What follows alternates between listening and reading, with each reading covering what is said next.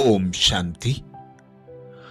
हम भाई बहन संगम युग पर नर से नारायण, नारी से लक्ष्मी बनने का पुरुषार्थ करते हैं, जिसमें सर्व प्राप्ति कराने वाला स्वयं भगवान निराकार पिता परमात्मा है। पिता परमात्मा जिसे हम बड़े प्यार से मीठा बाबा कहते हैं। बाबा खुश होकर शक्तियां किन बच्चों को देता है, किन बच्चों का योग अच्छा लगता है, जिसके लिए दादी कहती, जैसे हर वर्ष मधुबन आते जाते रहते हैं, वैसे माया आती रहती है। कभी हार खाते, कभी विजय होती। ऐसे अभी नहीं करना।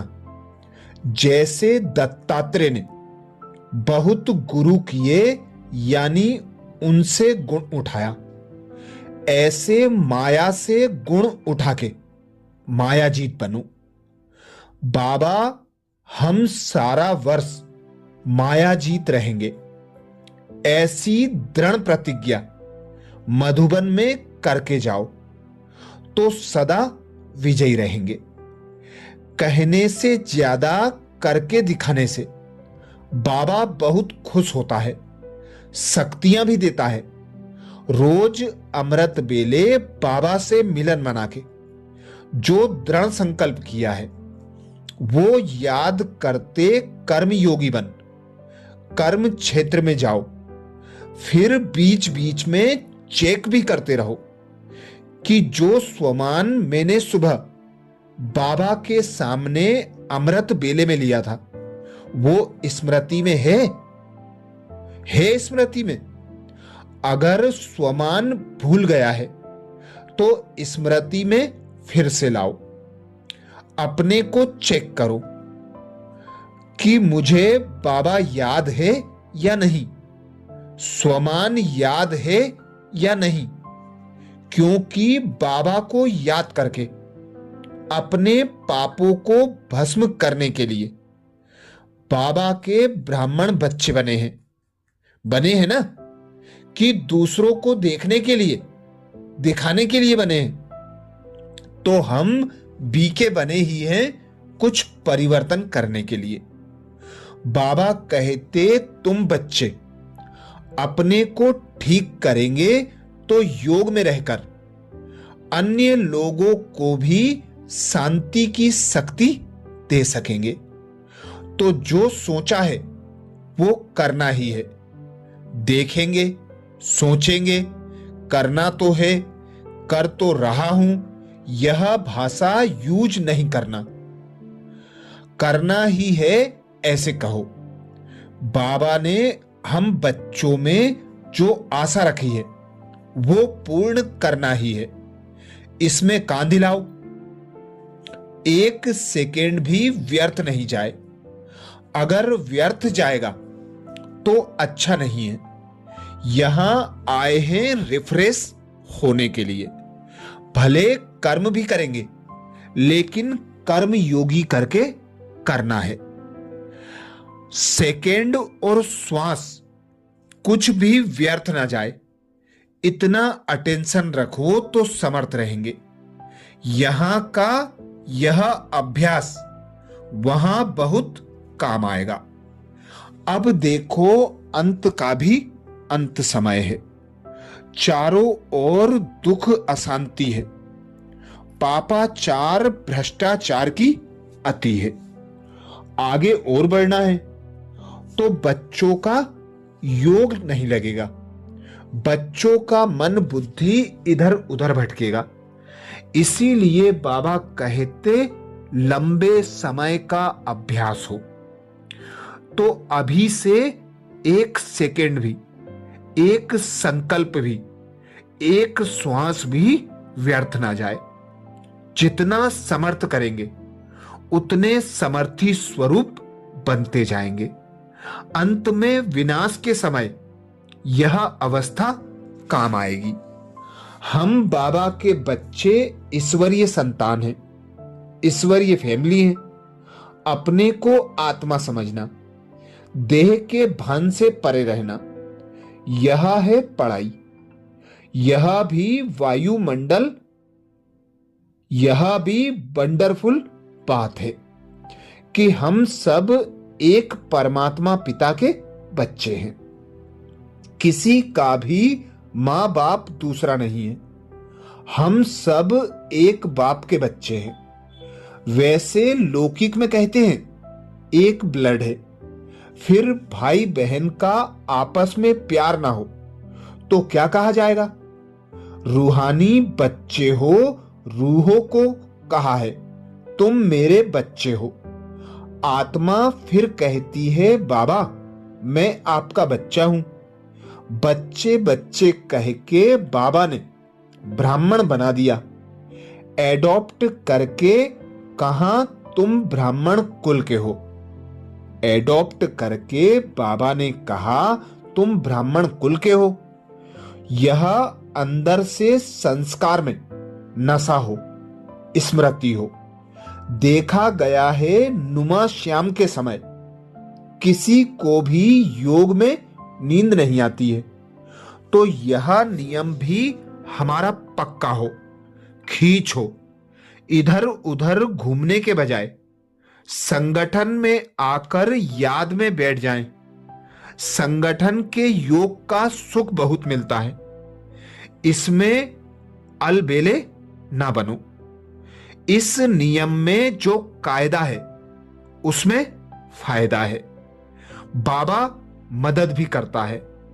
अमृत बेले भी घड़ी सोने की नहीं है।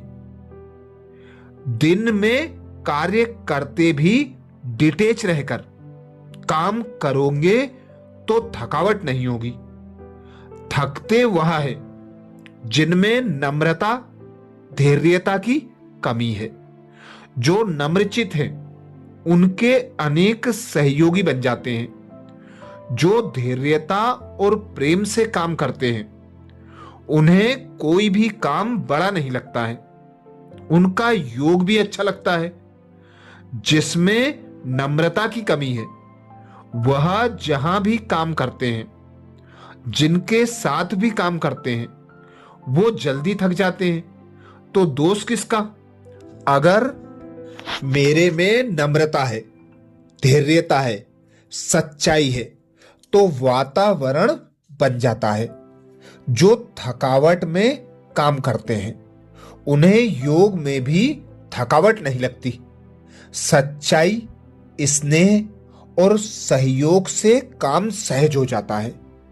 तो दिल से काम नहीं करते, वो अच्छा काम भी बिगाड़ देते हैं, अच्छा किया हुआ भी बिगाड़ देते हैं। उस समय पता नहीं पड़ेगा पर नुकसान बहुत होगा। वही हाथ सभी उंगलियां मिलकर लड्डू बना सकती हैं। उसी हाथ से थप्पड़ मार देते हैं। हमारे एक हाथ में मुरली हो, दूसरे हाथ में स्वर्ग का गोला। हम दुनिया को स्वर्ग बना रहे हैं। स्वर्ग में रहेंगे पीछे पर संस्कार अभी बनाएंगे। हमारे चेहरे और चलन को देखकर कहें कि ये तो स्वर्ग में रहते हैं। हमारी रॉयल पर्सनैलिटी को देख दूसरे भी पीछे पीछे आने लगेंगे। हम अपना बैगेज पहले से रवाना कर देते हैं। वहां पहुंचेंगे तो मिल जाएगा, साथ में क्यों ले जाऊं? जो संगम पर कर रहे हैं वह भविष्य के लिए कर रहे हैं। उसका उजूरा है सदा संतुष्ट। ऐसे नहीं कोई सीट मिले, कोई पोजीशन मिले, वो देवता कैसे बनेंगे? कोई कोई को बहाना बनाने की बड़ी आदत होती है। याद और सेवा में बहाना देने वाले को अधीनता जरूर होगी। उन्हें प्रकृति भी साथ नहीं देगी। कोई ना कोई कर्म बंधन निकल आएगा जो ऊंचा पुरुषार्थ करने नहीं देगा, क्योंकि बहाना बनाने की आदत ने भाग्य बनाने से वंचित कर लिया। उससे भी सूक्ष्म है ईर्षा। भले कोई भाषण करे लेकिन परिवार में मीठी जुबान ना हो तो कौन उन्हें पसंद करेगा। कई हैं जो बर्तन मांजते भी सबसे बहुत स्नेह भरा संबंध रखते हैं, तो प्रॉब्लम ज्यादा किसकी बनेगी? जो कंप्लेंट करता है उसका भाग्य क्या होगा? अति सूक्ष्म है। सच्चा पुरुषार्थी ना किसी की कंप्लेंट करता ना उसकी कोई कंप्लेंट करता। कईयों के पास तो कंप्लेंट की लिस्ट है। किसी की कोई कंप्लेंट हो तो कहता है कोई बात नहीं, कंप्लेंट उसने की, गुस्सा हमने किया, तो क्या चार्ट रहा। जो एक्यूरेट है वह कभी संबंध नहीं बिगाड़ते। कंप्लेन करने वाले को भी थैंक्स देते हैं कि आपने बहुत अच्छा किया जो बता दिया। हम सब मेहमान हैं, पर दूसरों की मेहमान निवाजी करना भी अक्ल का काम है। जिसमें मेरापन का अभिमान होगा वो मेहमान नहीं, उसमें ट्रस्टीपन होगा।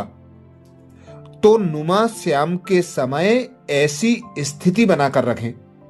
जो बच्चा, जो स्टूडेंट अच्छा होता है वो माँ बाप टीचर की शिक्षा अनुसार चलता है, फिर जीवन भर याद रखता है कि यह मेरी माँ ने सिखाया, यह बाप ने सिखाया।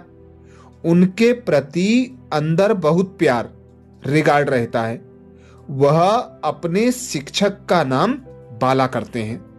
सभी के मुख से निकलता है कि यह तो बिल्कुल एक्यूरेट है।